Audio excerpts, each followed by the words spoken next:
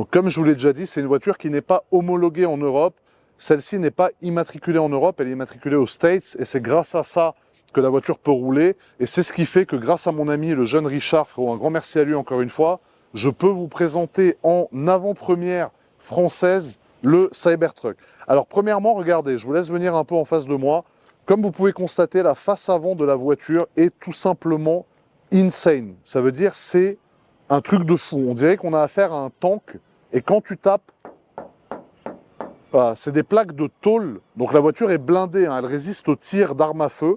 Et c'est des plaques de tôle qui sont là, là, là, c'est très très dur aussi. Donc c'est mieux de ne pas avoir un accident, à mon avis, face à un Cybertruck. Ensuite, sur la face avant, qu'est-ce qu'on a? Vous pouvez constater, on a ce grand pare-choc. Ici, on n'a pas de calandre ouverte parce qu'il n'y a pas spécialement besoin d'aération comme sur une voiture à moteur plus classique qui a besoin d'air pour respirer.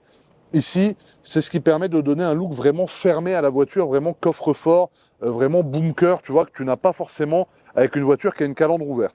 Ensuite, le bas de pare-choc, on est sur du plastique avec une petite ouverture, donc ça c'est peut-être pour la clim, 2-3 radiateurs, pour les 2-3 conneries qu'il y a, parce qu'on est sur une voiture qui a un moteur bien évidemment électrique, donc on n'a pas de radiateur, de système de refroidissement du moteur, etc. Ici, on a les passages de roues. Donc les passages de roues, comme vous pouvez constater, encore une fois, c'est du solide, hein. C'est du Tesla Cybertruck, frérot.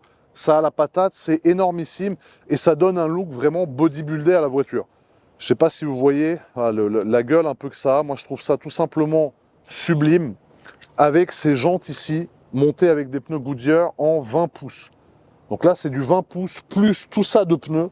Donc la totalité, en fait, si c'était un pneu taille basse, ça paraîtrait beaucoup plus petit, mais je pense qu'on est à 26 ou 27 pouces avec le pneu compris. Ensuite, une autre partie super importante sur cette voiture, la famille, c'est le pare-brise. Regardez-moi la dimension de ce pare-brise. Le truc, il monte jusqu'aux cieux, frérot. C'est-à-dire que tu peux t'allonger dessus, faire une sieste, ça fait 2 mètres. D'ici à là, je pense que tu as 2 mètres. C'est énormissime, genre c'est colossal. Et regarde la taille de cet essuie-glace. Ah, voilà.